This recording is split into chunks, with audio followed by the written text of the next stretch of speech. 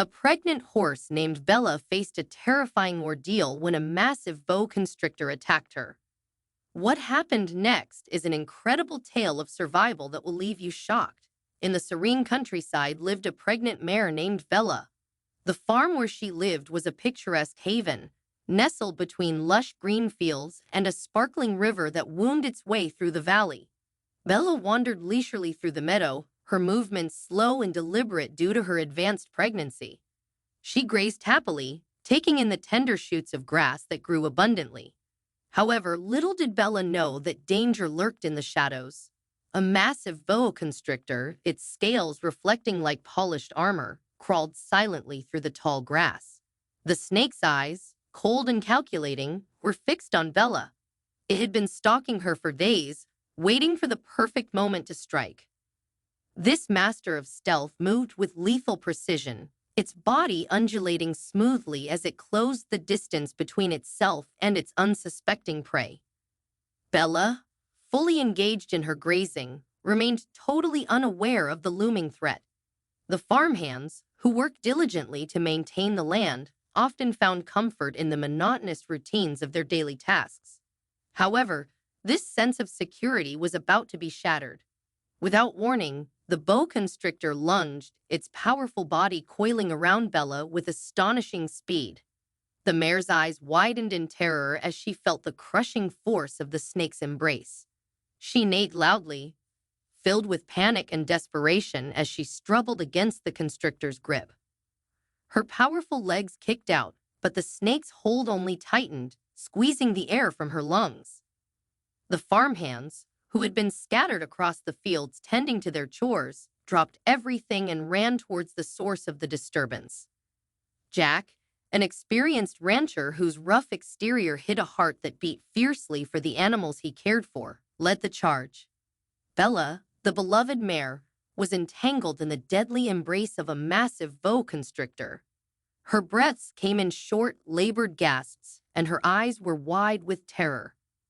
"Grab the ropes and sticks," Jack shouted to the farmhands, his voice steady despite the rising panic. Armed with whatever they could find, they approached the snake cautiously.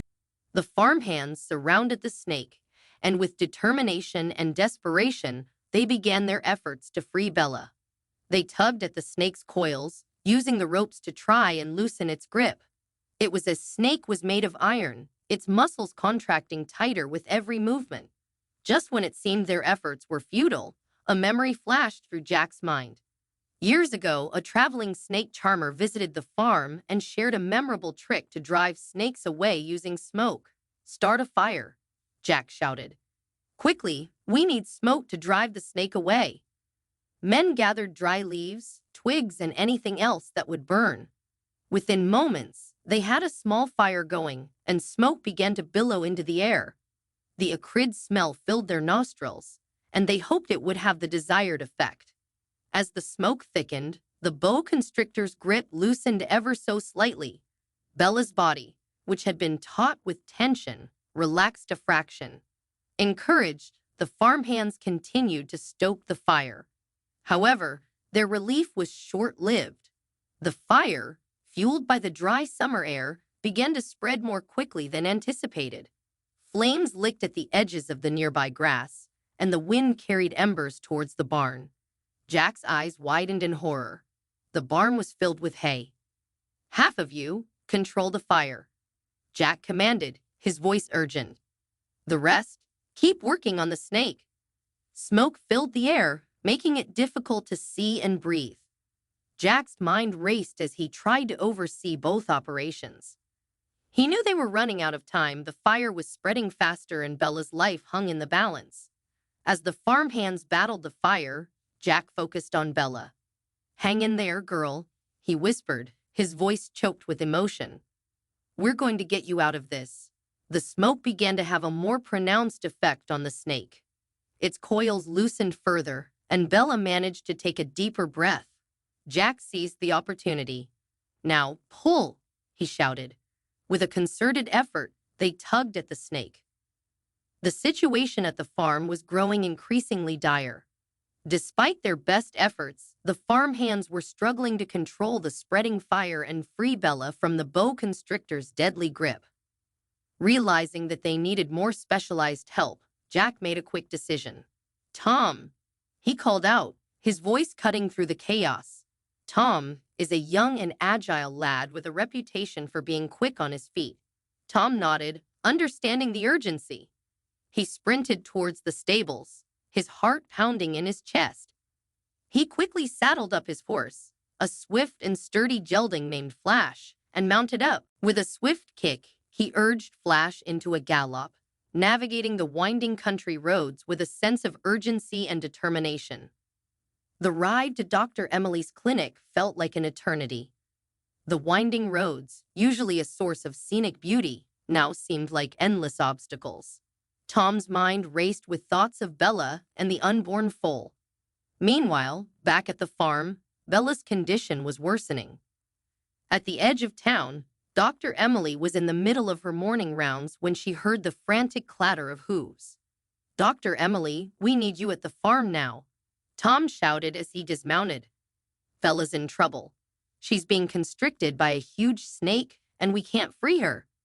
Dr. Emily, known for her expertise with exotic animals, swiftly grabbed her tranquilizer gun and medical kit, mounted her horse Daisy, and raced back to the farm with Tom, her heart pounding as she prepared to face an unprecedented challenge.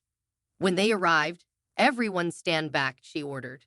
She carefully aimed the tranquilizer gun at the boa constrictor and squeezed the trigger.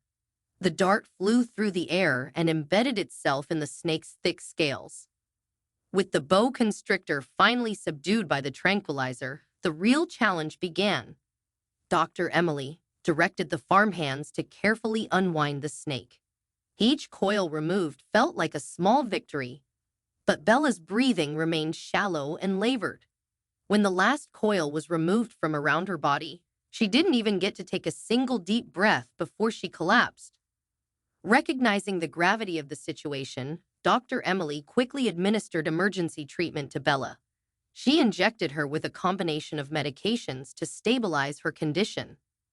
Dr. Emily shouted, "Bella's foal is in distress. We need to perform an emergency C-section right here." As Dr. Emily prepared for the operation, the atmosphere was charged with a mix of fear and hope. Dr. Emily's hands moved with practiced precision and speed. She made a careful incision along Bella's side, her focus unwavering despite the mounting pressure. The farmhands assisted her, their hands steadying Bella and providing support. Each second felt like an eternity, the tension almost unbearable. Finally, after what seemed like an age, Dr. Emily reached into the incision and gently lifted a tiny, wriggling foal from Bella's side. For a moment, time stood still.